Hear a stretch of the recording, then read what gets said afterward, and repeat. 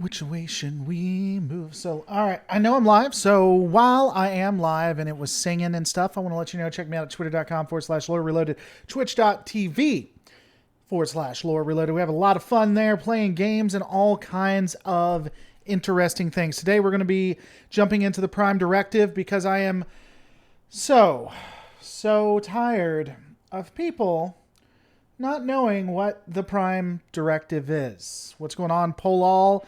Afternoon, Judge 1981.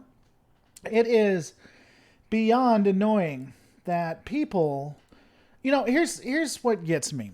I don't mind if you think I'm wrong or if you say I'm wrong. My response might be considered curt, but I honestly, it doesn't bother me if you say, I don't think you're using the Prime Directive right. The Prime Directive was meant for X or whatever. What does annoy me is when you do it with such arrogance and you're so wrong. I mean, the only one who can be arrogant and be wrong on my channel is me. Just so we're all aware. Charles Ryan Lee, what's going on? Timmy the Squirrel, hoy. I'm watching. Well, good. Mel Betterton, August Terra Australis. General Directive number 1 is accurate. So let's discuss the Prime Directive and how all of that really fits together.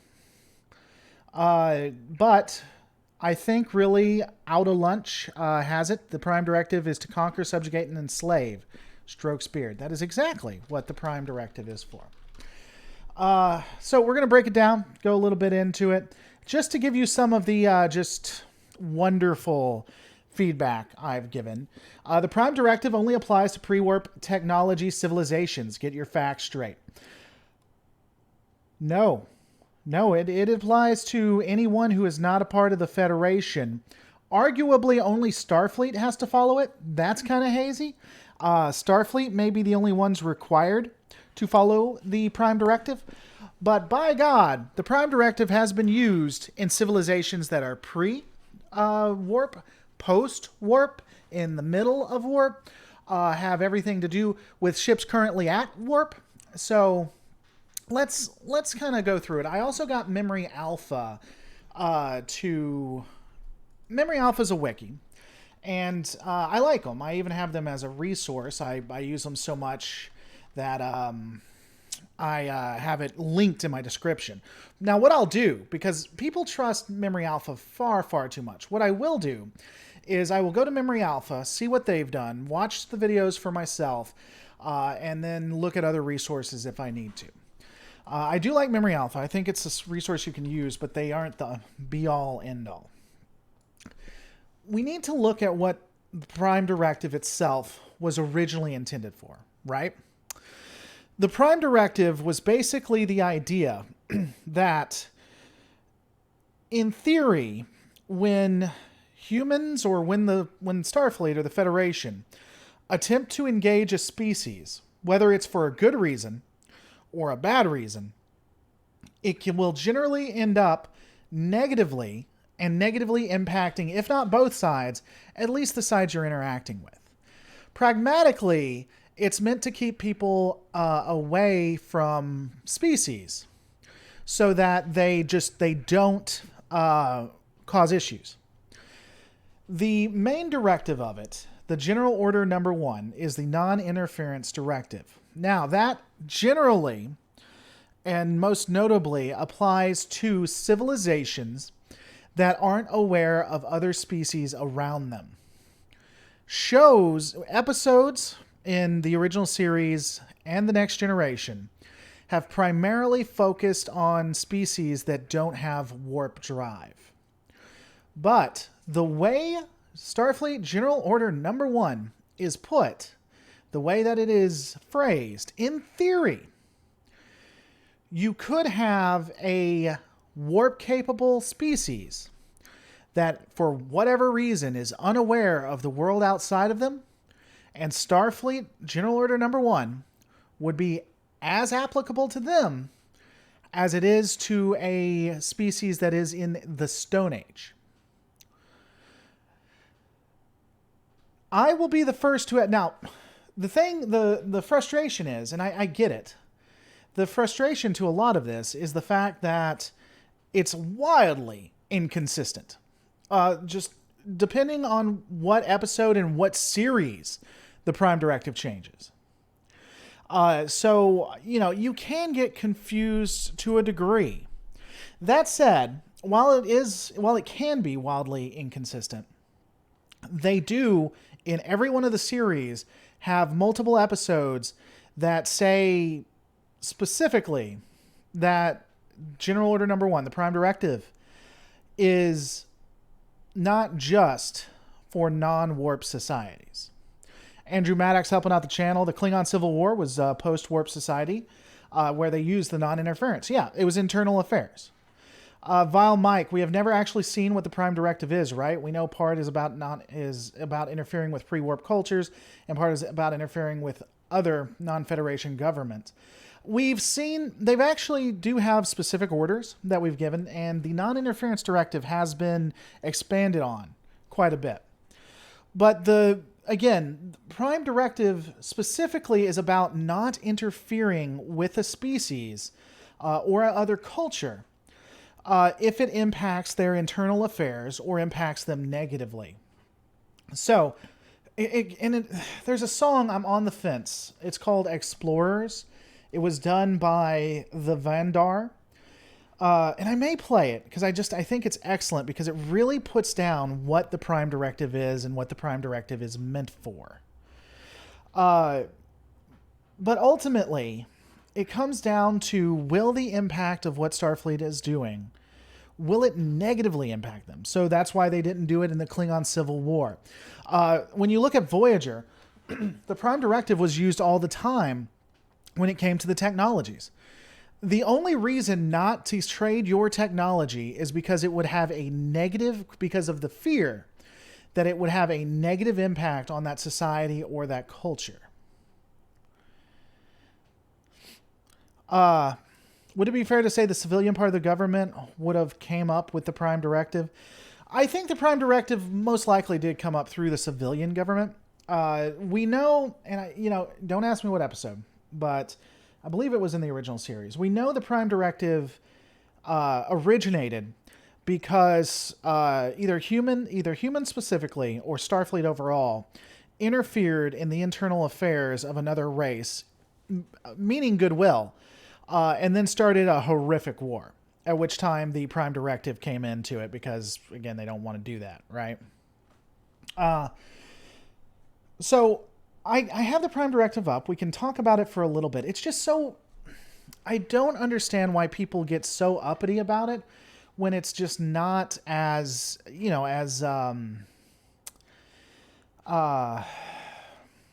clear-cut as people say.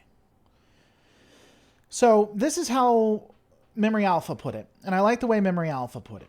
Again, always research on your own.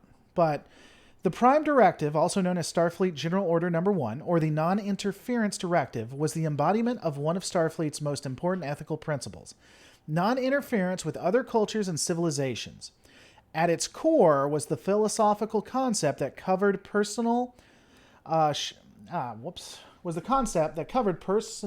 should refrain from interfering in the natural, unassisted development of societies, even if such interference was well-intentioned. The Prime Directive was viewed as so fundamental to Starfleet that officers swore to uphold the Prime Directive, even at the cost of their own life or lives of their crew. And they show the different episodes this is from, like from the original series, Bread and Circuses, A Piece of the Action, TNG, Justice, Symbiosis, Who Watches the Watchers, Homeworld, Voyager, Course, Oblivion, and they put Star Trek Into Darkness there, but that really is not relevant. Talking about canon. So in that, and again, I think that's a great synopsis, and I agree, especially where they pulled them from, that the episodes, that is how Starfleet General Order Number 1 is, which has absolutely no references to warp.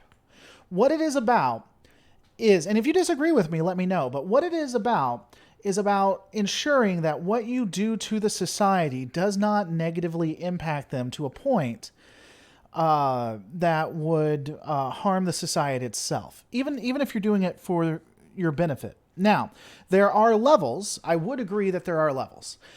Generally, if they don't have warp, if they're a pre-warp civilization, you don't deal with them at all. There are exceptions to this. If they ask for help, apparently, is one of them, but there are some exceptions. If it's a warp-capable society, then it comes down to how it would overall impact the society to different degrees. So, we brought up before, the Klingon Civil War. The Klingon Civil War had drastic repercussions and would impact whether the Klingons stayed allies with Starfleet or not. So Starfleet stays out of it because it's an internal issue within it, and Prime Directive General Order Number 1 states they can't do it. Now, that was all a lie. Ultimately, they did help out regardless. They're just lying to themselves. But in theory, the Prime Directive was supposed to be there. Yeah, and by the way, guys, we have about 70-ish people watching. Don't forget to hit the like button. You guys like these conversations? You want back and forth? Then please consider hitting like. The more you like it, the more it'll show it to people who aren't subscribed, the more people that join the conversation. So will they end the Prime Directive when they make Star Trek like Battlestar Galactica? They kind of did that in the Enterprise War, the novel. I don't think they will. Voyager did. The Prime Directive, I think, is loose wording deliberately. That interpretation can be made. General Order 1 is just that, general. The Gorn hegemony is looking for humans to eat. Go there if you're not happy with the Prime Directive. I agree. I completely agree. I always wondered how much the directive applied to planets Starfleet was courting to membership. Bajoran asked for help pre-wormhole discovery, but I always saw the feds begging them to join post. So, I think I'm on the fence with Bajor.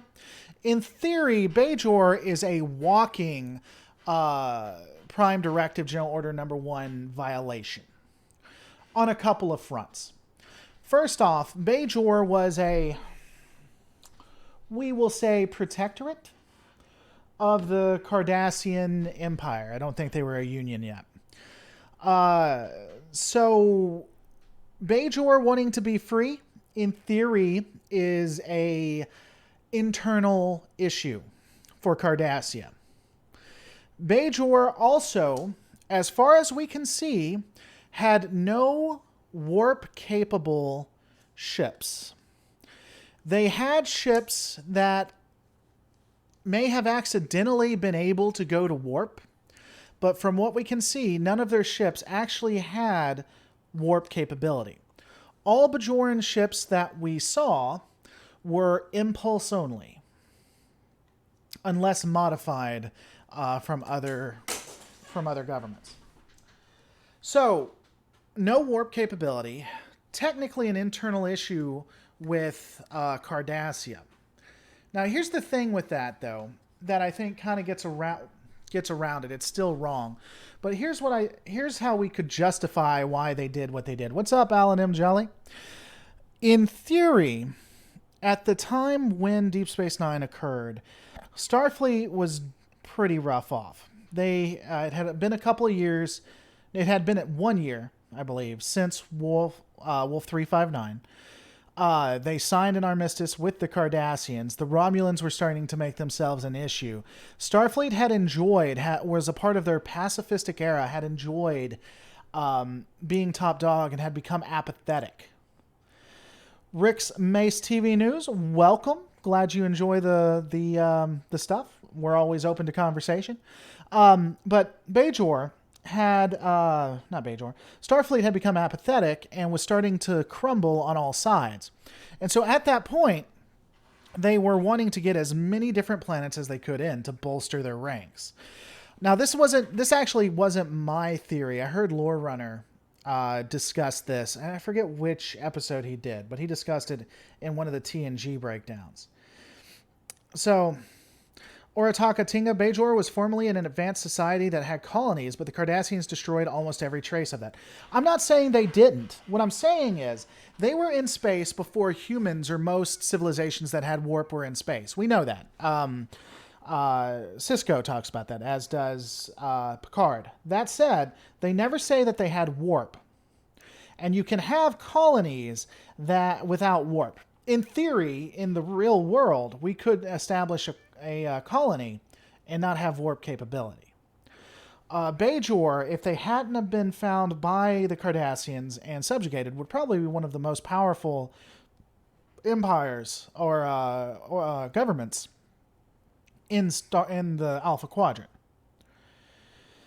What's going on, German Trekkie? Always fun. German Trekkie has battle breakdowns you guys should check out. He's always a fun channel to watch. Starscream 1540, but does the warp capability have to be independently developed, or can it be acquired from outside source? It can be acquired from an outside source. Give me a second, guys. It's going to bug me if I don't find that. So it can be acquired from an outside source. They just have to have it in order for Starfleet to be a little more comfortable in dealing with the government. So, for instance, I don't believe that the Ferengi actually developed their warp technology. They just bought it. So, as long as they have warp. Yeah, Andrew Maddox. That's what I was just saying. They actually bought it.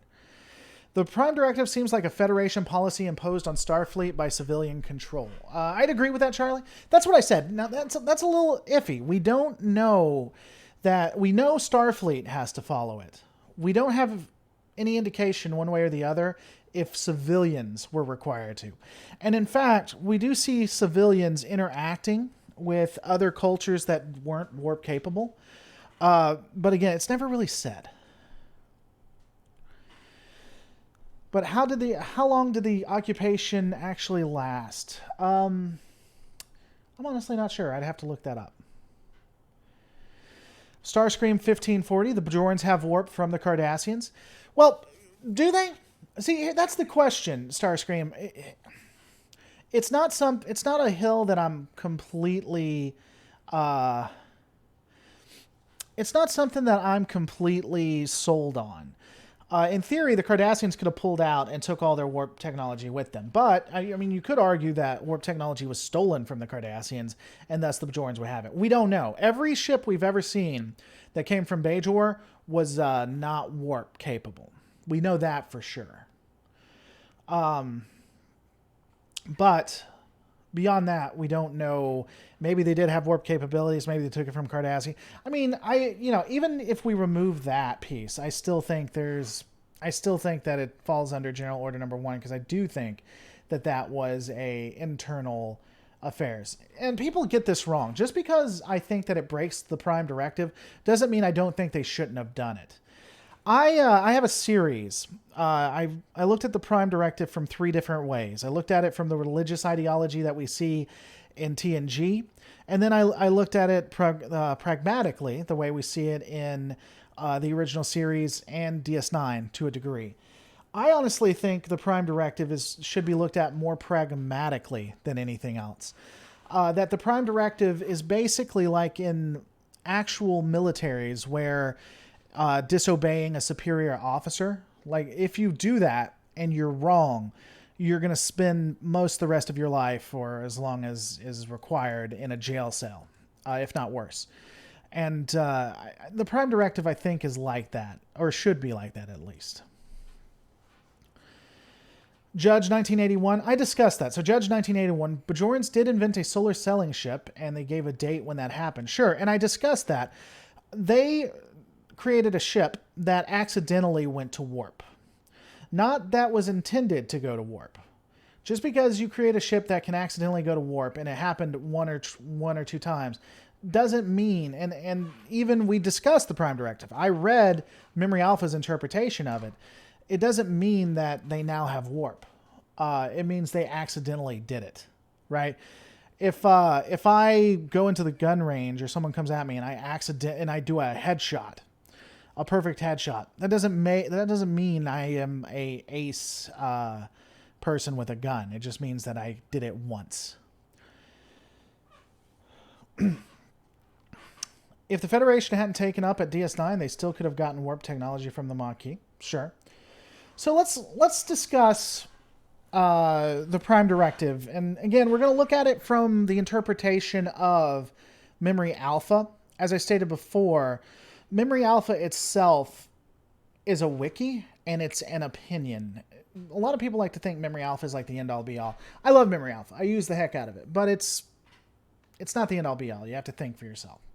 So a complicated order, the Prime Directive had 47 suborders by the later part of the 24th century. However, a high-level summary was no identification of self or mission, no interference with social development of said planet, no reference to space, other worlds, or advanced civilizations. The directive provided guidance on what constituted prohibited interference with a society covering such matters, such as providing knowledge of other inhabited worlds, even if individuals or governments in the society were already aware of such, providing knowledge of technologies or science, taking actions to generally affect a society's overall development, taking actions which support one faction within a society over another, helping a society escape the negative consequences of its own actions, helping a society escape a natural disaster known to the society, even if inaction would result in a society's extinction, subverting or avoiding the application of a society's laws, interfering in the internal affairs of a society. For all of these, we have it from the original series, The Next Generation, Voyager. I don't think there's any DS9 in there that I saw. No. But a lot of Voyager and TNG. Now, notice in those orders, and again, it is an interpretation, but notice in those orders something that wasn't ever discussed. Warp capability. Now, and again, I don't want to be taken incorrectly. I don't want to be taken wrong. I think warp was considered like one of those unstated rules where if it was pre-warp, it was absolutely not. If it was warp, it's a little more gray. And depending on how big the society is, how gray it got. So when you're dealing with and again, you go and look in the original series, TNG, DS9. If you have a society like the Klingon Empire, the Romulan Empire, the Dominion, the Ferengi, not a lot you're going to do. They're already out there. It would be like the United States worried that its policies are going to impact Russia, kind of. But if you had a smaller society, even if it was warp capable, like Bajor is a bad example because I think it's an exemption because they did a lot impact Bajor. But I don't know. I'm sure I could if I looked in the TNG and the original series where you have warp capable societies. They wouldn't be as open or as willing to assist. So the smaller or the bigger the society, the less I think they cared about the impact. But the smaller the society, the more they did. And this really, watch my first video on the channel just now, and you are live. Wow, this rocks. Hey, Zero Trek. Well, I knew you were going to watch it. Zero Trek 328. So I'm glad you're here. I knew you were going to be here. And Voyager is the perfect example of this. The Vidians were warp capable. And yet they didn't give their technology to the Vidians. Why? Now, I think there should have been an exception here, but why wouldn't they have? Because of the non-interference. They don't know how that's going to impact the Vidians. Look at the very first. Oh, what was the very first race? Everyone hates them. They're horrible. Like they suck so much that they fought over water. It was one of the first factions Voyager did in season 1. What the hell was the name of it? I'm gonna think of it and get it. Talk to you later, German Trekkie. Thanks for coming by. It doesn't matter. So they looked at what Voyager specifically would not give their technology or assist if it had a substantial impact, when they really could have. Daniel Powers, Kazon. Yeah, it was the Kazon. Daniel Powers, there are some... I discussed this beforehand, and we even talked about it. Depending on how impactful it would be to the society, is if they continued with it or not. What's going on, Hawkeye? Another confusing part here, and it's interesting.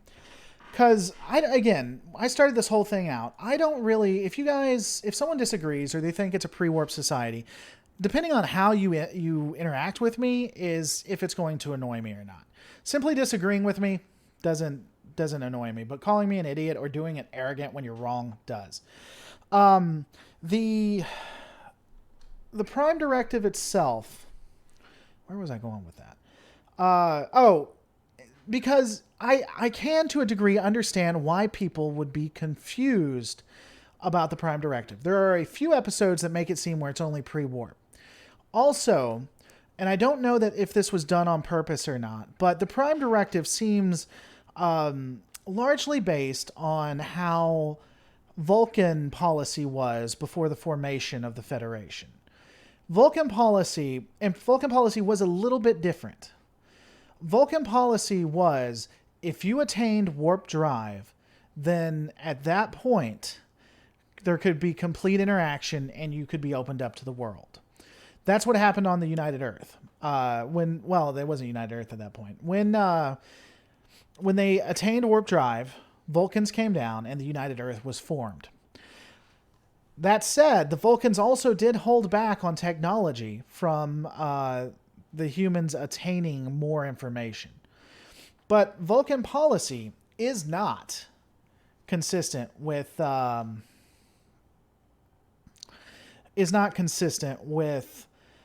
way Starfleet's Prime Directive is. Zero Track 238, I can't keep up with chat. Over 40, I cannot follow chat and video. Dude, welcome to my life. I can't do it either. From a nihilistic viewpoint, Starfleet probably only cared about resources planets could bring. You know, here's the interesting thing. From what we can see with the Impact, I don't think that they ever did it on purpose, but really, there was a big colonial, I want to call it colonialism or imperialism. They did a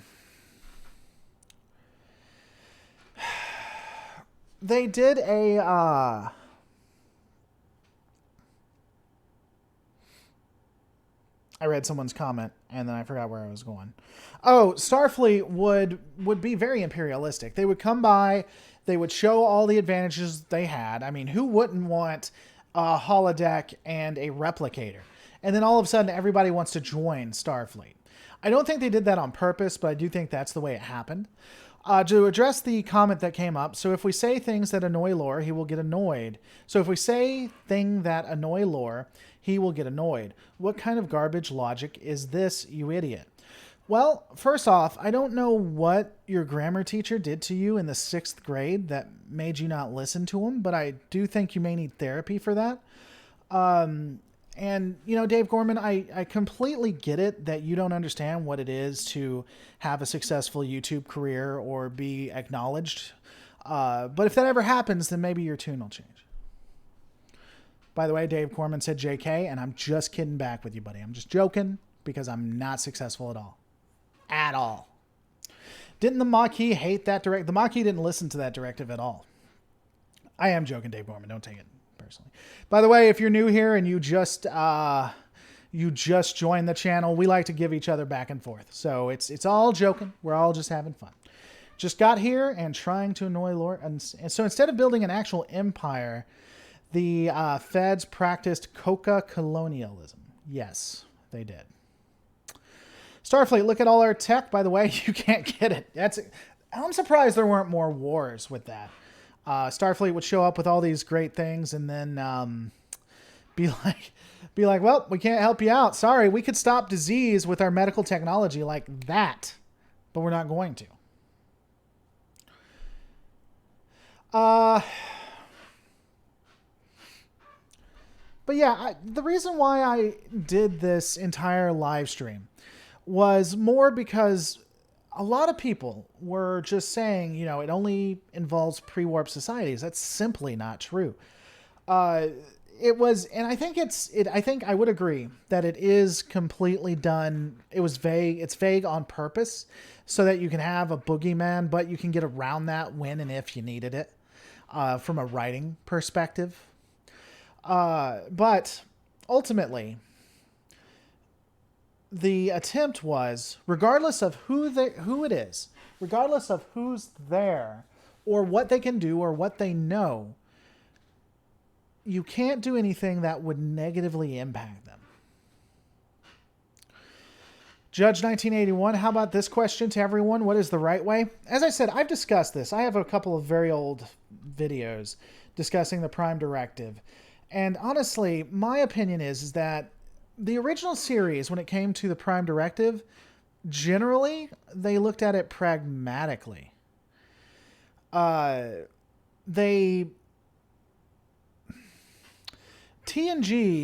took the Prime Directive. The one thing I hate about The Next Generation is that it made it look like all of Starfleet, or at least the Terrans, humans, most everyone who was in Starfleet or a part of the Federation was an atheist, was a skeptic. And then they made the Prime Directive like a freaking religion. I swear to God, it's one of the worst aspects of The Next Generation, is that they made everyone atheist, and then they just replaced the religions that they put down in The Next Generation with the Prime Directive. In the original series looked at the Prime Directive pragmatically. Mary Makanami, one of the largest supporters of the channel, one of the reasons I can still continue to do this, given the super chats. By the way, guys, if you're watching this, the best way to keep the lights on, because I do this for a living, is super chats. Consider becoming a member. Membership's below, just like becoming a patron, or becoming a Patreon at patreon.com/Lore Reloaded. Mary says, $5. Thank you so much. The only Prime Directive I'm aware of is smashing the like button. Hey, guys, yeah, today only. You can hit the like button for absolutely free. So if you want, hit the like button. And it's free today, but today only. Pragmatically, the way they looked at it is that if they could help a civilization without huge impacts, and civilization would die otherwise, they assisted it. If the Prime Directive meant dying to save a civilization, then the Prime Directive was applied. It came down to the captain making the best call on what was best for the people in front of him. Kirk would make arguments for what was best for that civilization. The Prime... sorry, Laura, I get paid. I get paid to like. Ha ha ha. All right, Walter. Well, I guess I have to pay Walter then. Perhaps that was because Gene Roddenberry became more of an atheist in the time period in between when he made TOS and TNG. Ian talking about how he became atheistic. Yeah, I always thought he was. I thought he was always an atheist. I don't know. I know that his atheism was on display in TNG. Parik Maxwell, my understanding of the Prime Directive is that if it does not fall under the Federation's banner, the Federation can't help. That's why the Feds did not help in the Klingon Civil War. We discussed this a little bit. There's more leeway. It depends on how big the Empire is and what they're going through.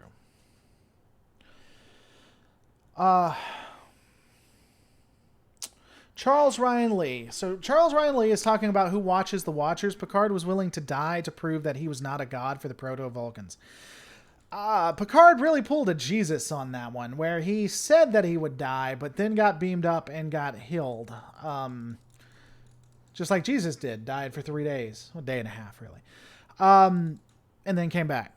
Out of context, I would agree with you, Charles, that he willing to die to restore the Proto-Vulcans back to where they were would be something very, very Starfleet, very Prime Directive.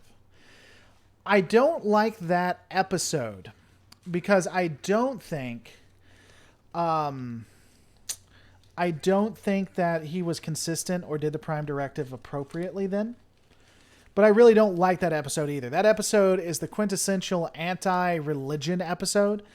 And it's not even about what I believe. Because if you go on Twitter, you're going to find out I'm not really the hugest fan when it comes to religions. I mean, if you believe it, that's fine. It's not personal. I was a believer for a long, long time. But I don't think the way he puts down religion is appropriate. And I think it was done very poorly. It was written very badly. Broken Curtain says, make the thread green, fellas. Thank you so much. Yeah, well, let's make it green. Let's do it. But I would say in concept, Charles, I would agree that's a part of it. Doesn't just beg the question how the proto-Vulcan DNA got onto the planet, though. Yeah, I mean, we know how they got on, though, through the creators that look like founders, which, by the way, I want to do a video on. If you look at in TNG, the people who seeded all of the Alpha Quadrant look like founders. I think that'd be an interesting lore theory. I always forget the like button. Thanks for the reminder after it was mentioned. Correct. It's time for me to watch TNG again. I somehow forgot most of it. You know, I had an idea to do there's a stupid TNG song that I was thinking about singing if my Patreon number hit a certain amount. We'll play it at the end, some of it at the end, see if you guys agree with that.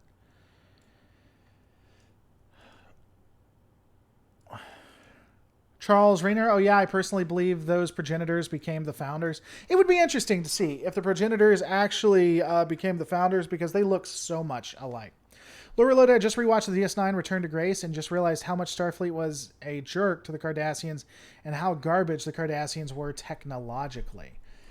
DS9 Return to Grace. You know, I don't instantly know what that one is, so I'm sure people are going to get mad at me. Return to Grace. Major Kira is shocked to find out that Dukat will be capturing the freighter, transporting her to a conference when they arrive. Yeah, I remember that one. The Cardassians were a regional power because it's really interesting. The Cardassians were made to look like the big bads in season 1, season 2, but they only look like the big bads because they're compared to Bajor.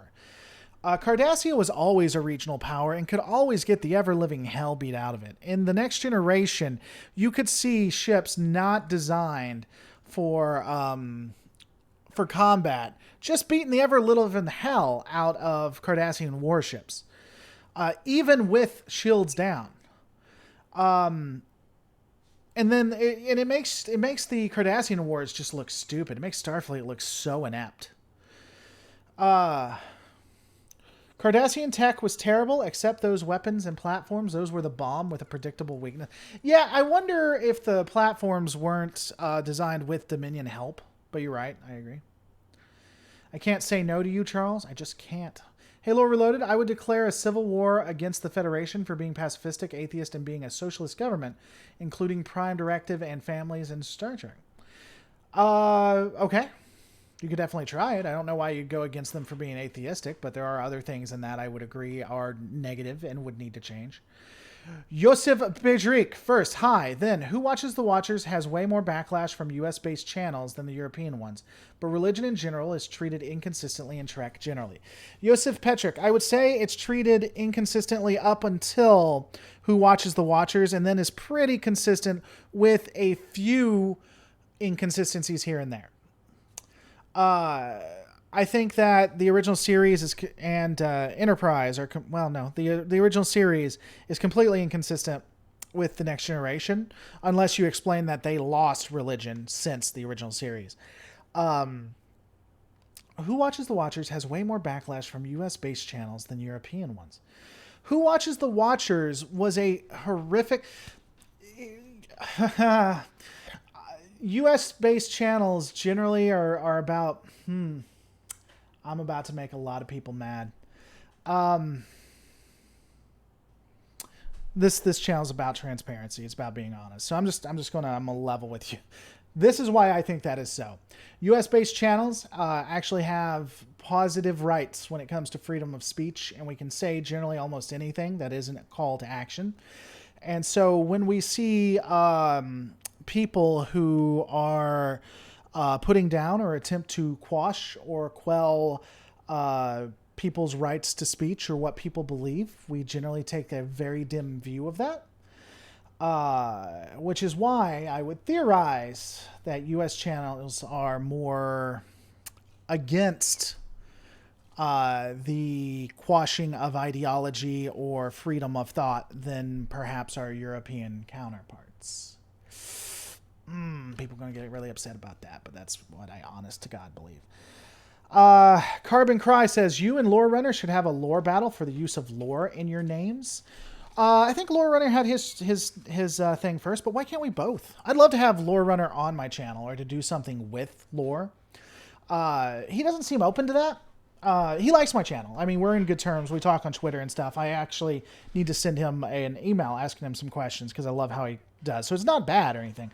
I just don't think he does a lot of collaborations. Josef Petrick, religion is treated in the U.S. way more seriously. Of that, I would absolutely agree. Yeah, don't take it wrong. Religion is given a lot more substantial viewing, and is considered is very, very quote unquote serious in the U.S. And I wouldn't pretend that doesn't play a part either. But I would agree with that. See, what's going to happen is everyone's going to get mad, and that's what the conversation is going to become about. My opinion on freedom of speech in the United States versus European countries. Yeah, people will get upset because it's not true. Everyone's pretty much the same everywhere, says Dave Gorman. Dave, this is probably the first time you've ever been wrong, buddy, and I'm there for you. I really am. This isn't like anything I've done before. Lectures or just talking to a few people at our fleet table at cons is all good, but this zips by so fast. It's all over the place. Well, Zero, you just got to come to more, and we can just hang out. We can just talk. You just get used to it. Toss had a good number of questionable Prime Directive stories. Return of the Archons, the Apple, Taste of Armageddon. Taste of Armageddon was an interesting one. I agree. Taste of Armageddon, you know, I don't know. If someone hates the United Federation, will succeed from... If someone hates the United Federation, they will secede from the Federation and join the United States of Galactic America. Oh, yeah, Springtrap's your fanfic you do. Dave Gorman, you get extreme and lax people everywhere? Of that, I would agree. I'm not sure what we're arguing about. All right, so moving back into the Prime Directive. Tell you what, I'm going to play this, which means I'm not going to get any money or any advertising for this. But I'm going to play this because I love you people, and I think it appropriately displays what I'm trying to say. This was from, this is Explorer Star Trek 50th Anniversary Tribute from the Vandar. I will link it right here. I think it's wonderfully put together. I don't know if he owns everything. I doubt he does. Hold on. We're just going to play it for a second, just because of this part. Face our home. Let's see what's out there. Engage. We're out here to explore.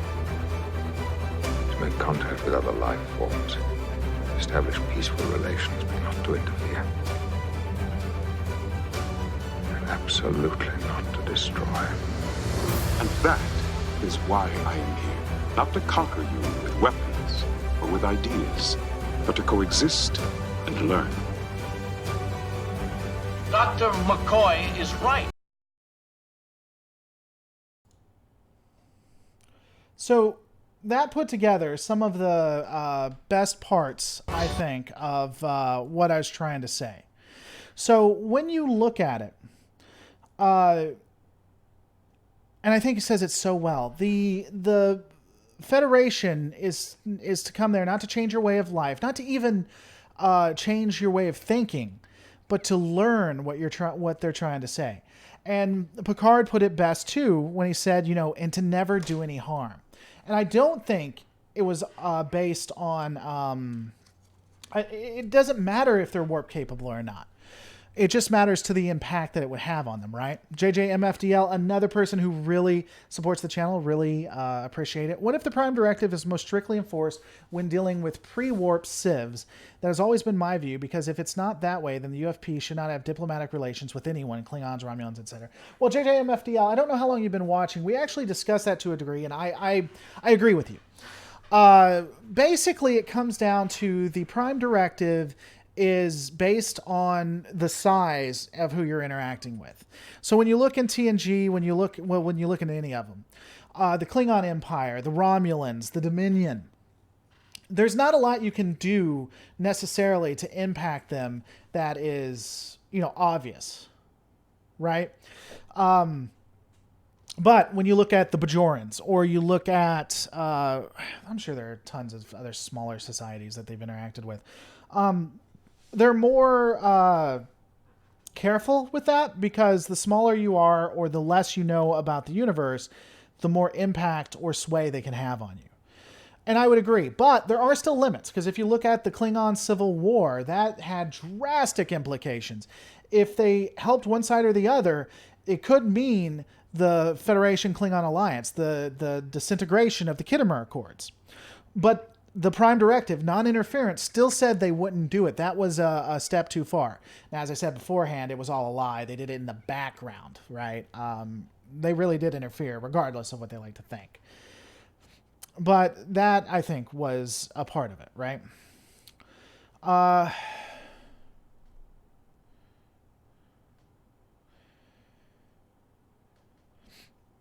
Let's see. I wonder if anyone on Voyager ever asked if the Prime Directive works in a situation like Voyager's. That was actually something that came up a few times. It wasn't unknown. There were some instances where I think the Prime Directive was addressed appropriately and how it could impact Voyager. And then there were some times it was absolutely stupid what they did with it. That's the frustrating, I know this is getting us off topic, but it's really easy to do that. That's the most frustrating thing about Voyager. When the writers were on message, when they were writing the concept, two different crews trying to come together in a place where they have no assistance. The Prime Directive doesn't mean anything at all. When they put all of that together and they wrote stories like that, it was done so well. It just felt like it was far and in between, Captain Archer was better at following the Prime Directive than Kirk or James. That's lie. Oh my God, that was a lie. Captain Archer is one of the worst people and should be charged with genocide, in my opinion. At least based on one episode. A couple of others. I will say this. There's one episode I can't stand, and we're probably thinking about that. But there were other episodes where the Prime Directive didn't exist yet, and I think it showed the consequences of his actions, and he did learn kind of a Prime Directive type thing. Justice Ag, Dear Doctor is probably what we're talking. I think it was Dear Doctor. Justice Ag, Starfleet straight up abandoned the Prime Directive when dealing with the Dominion. I'd be curious what you mean by that. On that, I'd be curious where you want to go. There is also the situation in A Private Little War. There was no way to do the right thing. Yeah, I'd agree with that. You're kind of screwed. That's why I like it pragmatically. That's why I say that. It's pragmatic the way that it's addressed. Yeah, see, Zero Trek, you say you just joined, but you know a lot of things that get me off. One of the biggest one of the things that can trigger me, I guess is the word we'll use. Because I will say this. I disagree a lot with the people who on this channel when it comes to Tuvix. I do think Janeway straight up murdered Tuvix unreasonably. And I think that there's no justification beyond we want Tuvok and Neelix back. Zero Track, you're a Trekkie. Well, of course. The Enterprise D saucer is still on Beridian 2. Beridia 4 had a pre-warp society on it, so Starfleet should remove the saucer before they develop space travel technology. Yeah, they probably did. I mean, it wouldn't be unreasonable to say they did.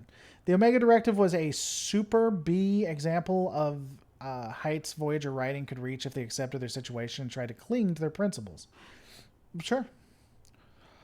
Don't you dare trigger Laura. Yeah, people have done it. Usually I get triggered because people will share an article where people who run Trek just piss me off. So, Laura, what and how would you rank Janeway, Picard, Sisko, Kirk, and Archer in regards to violating the Prime Directive?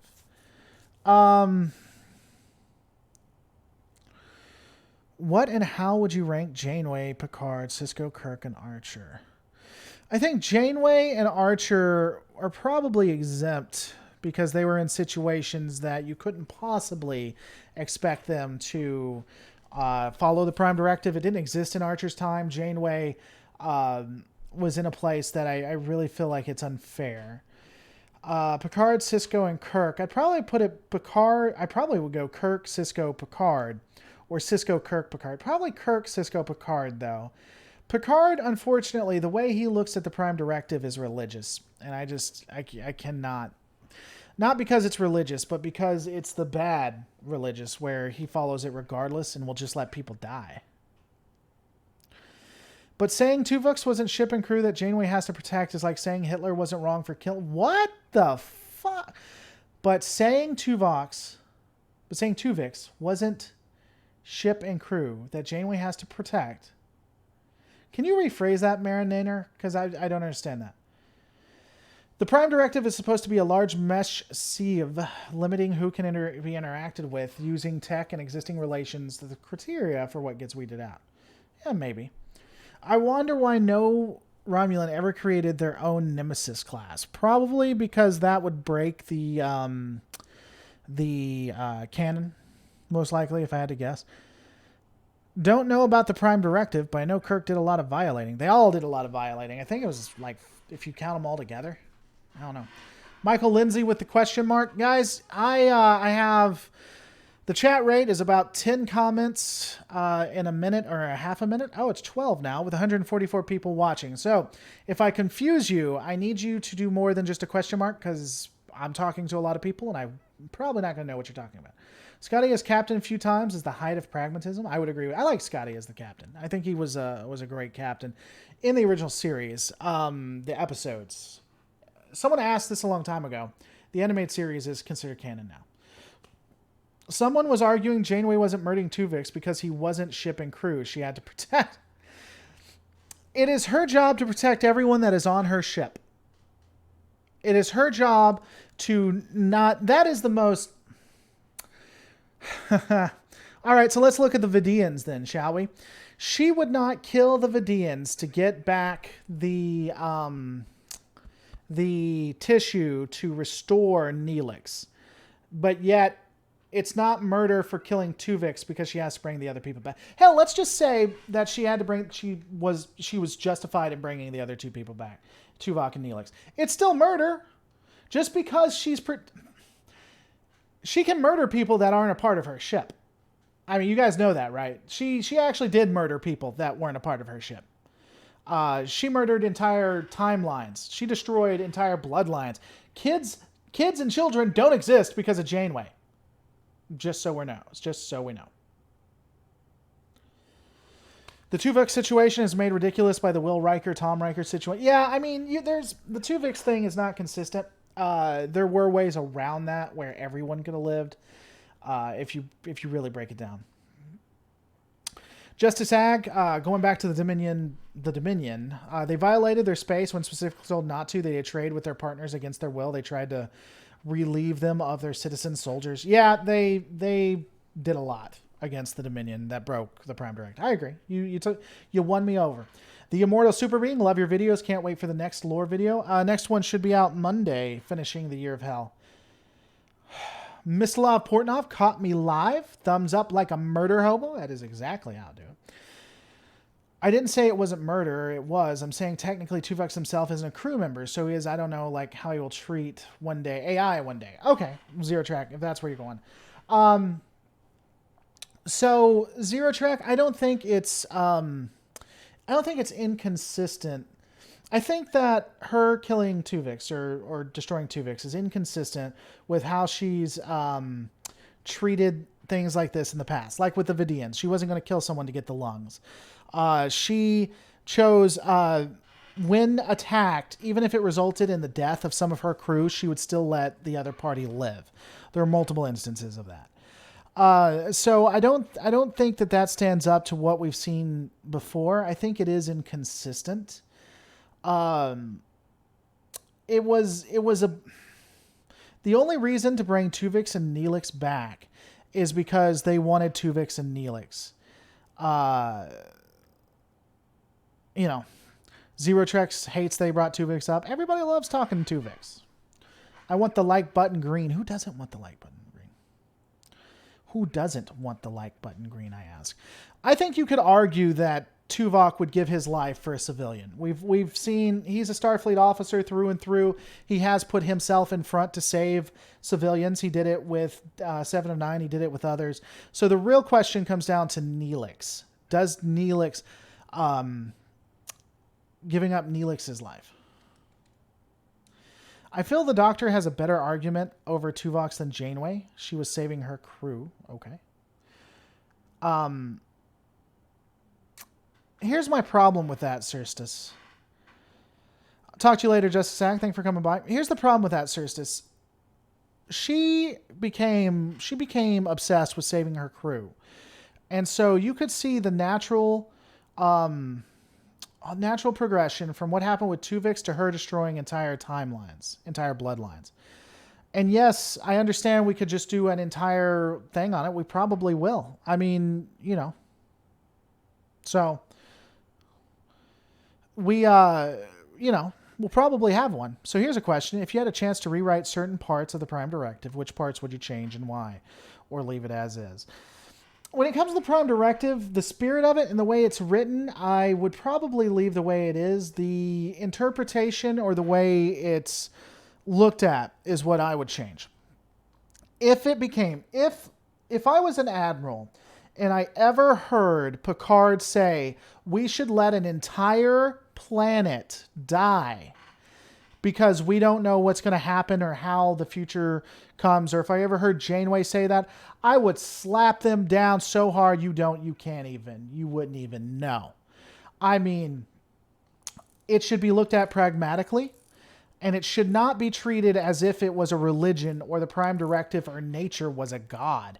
SF Debris does a wonderful breakdown of that, and I don't know, I think it's called the Prime Directive, but the way it's treated is horrific. And he had the most simplistic argument for why you shouldn't treat the Prime Directive as if it was a god, right?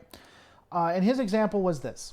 So if you look at what Picard says and what Picard does, in one of his, I think it was Pen Pal, he argues that you should let an entire planet die of natural causes, from volcanoes or whatever, because you don't know what's going to happen. That's just the natural life cycle. That's just the way things are supposed to be.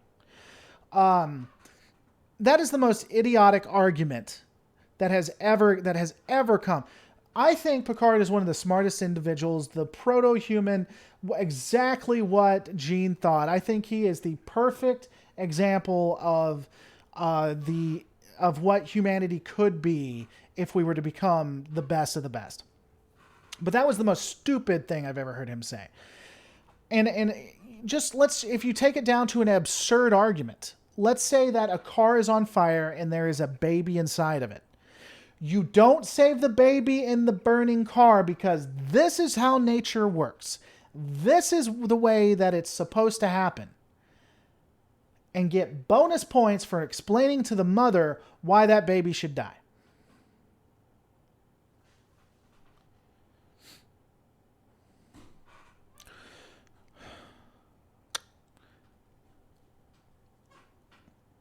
Why did the Intrepid class have a secondary warp core on board? I don't know. I forget. They did have an explanation for that, though it never came up.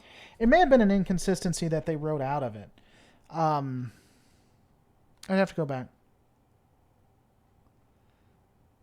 Talk to you later, Jerry, to work. That happened twice. Pen Pals and with Worf's brother. Okay. It was a long-range science vessel designed to serve far outside normal Federation territory. Charles Ryan Lee, that is entirely an emotional argument, Lord. No, it's a pragmatic argument that explains the last. Explain to the mother was. But it completely explains, it's ad absurdum. It explains why it's so stupid. To look at it that way, if you can help someone, and generally it doesn't seem like it's going to impact it, then that's what you need to do. Everything is situational. Everything is within context.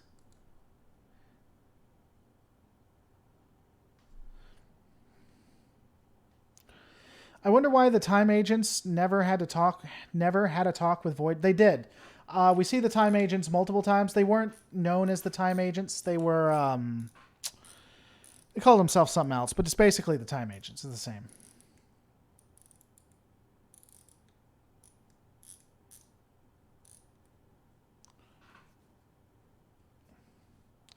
Our entire civilization is to tell nature to screw it. That is one way of looking at it. Though, in theory, since we are natural, we came from nature, everything we do is natural. I mean, it's meta. That's the huge problem. You don't, if helping someone will lead to something worse. No, that's Charles Riley, that's...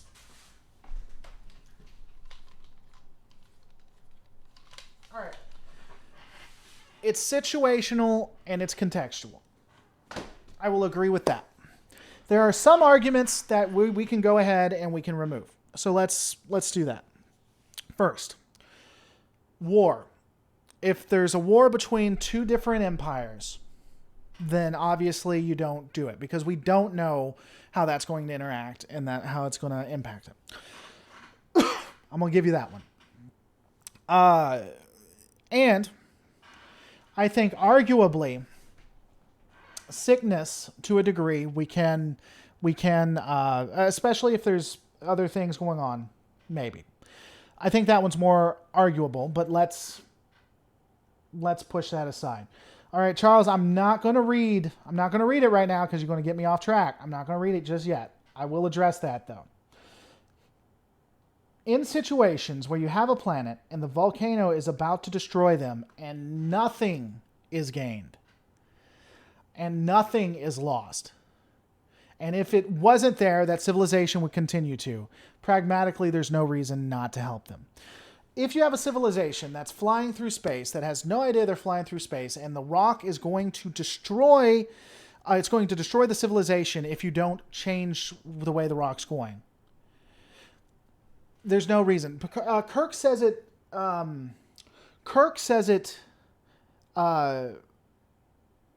succinctly when he says, certainly the Prime Directive, the non-interference, was meant to help them, was meant so that they wouldn't be hurt. And certainly changing their course, interfering in this small way, is better than their destruction. And Spock calls it logical. Now let's address your point here. For example, would you save baby Hitler if his life was in danger when his mother would be so sad? What you're saying is if a baby was about to die, we might not should save it because it could turn out to be the next Hitler. Well, we can play that game too. If we don't save this baby, then there may be a virus that this baby alone creates a cure to that saves all human. Hell, why are we thinking so small? What happens is if we don't save this baby, it is possible that angry magical unicorns that surround us right now but are invisible. Right now they're not attacking us, but they're very angry about us. And then in 15 years, they're going to go all-out war. It will be the great magical unicorn-human war that would end humanity, and not just end humanity, but end all of the universe. And by saving that child, maybe that child comes together with a weapon that is able to stop the angry magical unicorns, and not just stop the angry magical unicorns, but turn humanity into literal gods. And once we become gods, we would change the universe so that there is no harm and there is no hatred, and that everything will be perfect and there will be no death, and everyone who died will come back, and there will be infinite resources and lollipops and naked women for people who like naked women. You can't prove that wouldn't happen if we didn't save that baby. Or that baby might be the next Hitler. You see how stupid this gets? Looked like someone gave $2. I don't see that. Jarcia, like Paris said time and again, whatever effect they might have is better than extinction. Only internal conflicts shouldn't be interfered with. I'd agree with that.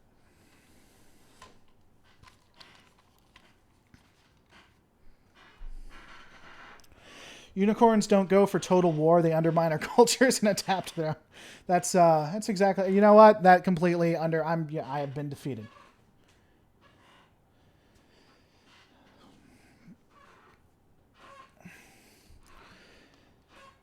But I mean, Charles, do you get what I'm trying to say? I mean, I got silly with it. Andrew Maddox, I really appreciate you being open to debate, Lauren. Well, thank you, Andrew. I'm sorry I missed that. If I ever miss your super chat, I don't do it on purpose. Please let me know.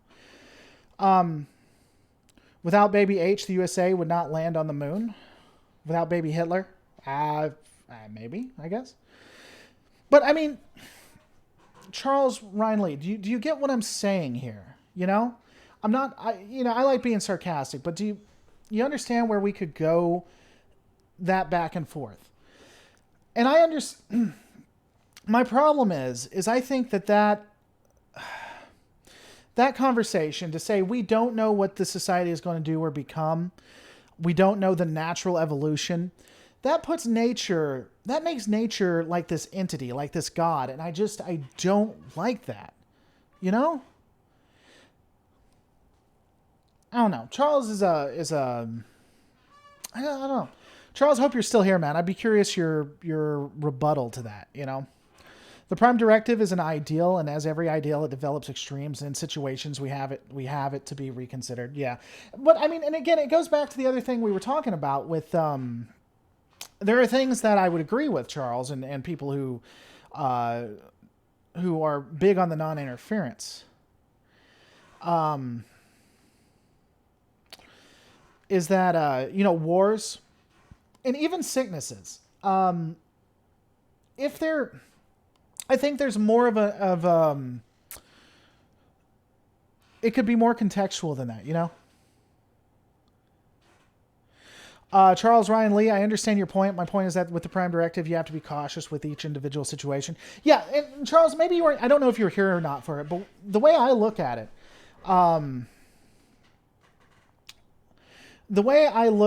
is the breaking the Prime Directive should be so egregious that if you do it and Starfleet Command does not agree with what you did, you lose your command, you're locked up, and you can never serve Starfleet ever again. I think that it should be pragmatic. I think it should be situationally based. But I honest to God think that it should be the punishment so severe that someone thinks twice. Here's my point of view. I am a Cherokee Indian who has ancestors on the Cherokee Trail of Tears. Okay. What can you bring that, how is that impactful when it comes to the Prime Directive? I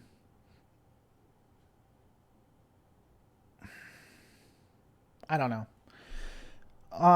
Leopoldrin, by the way, baby Hitler as Darwinist would agree in survive or die ideology. Okay. How do we get on baby Hitler? What is up with that? The Year of Hell show gives an insight on the dangers of time travel and changing events. Yeah, and it has holes. I'll be ending that Monday. Are you or have you done an origin theory video on Species 8472? I have not done an origins theory. I've broken down 8472 a couple of times. The more advanced culture destroying the indigenous culture. Sure. I agree.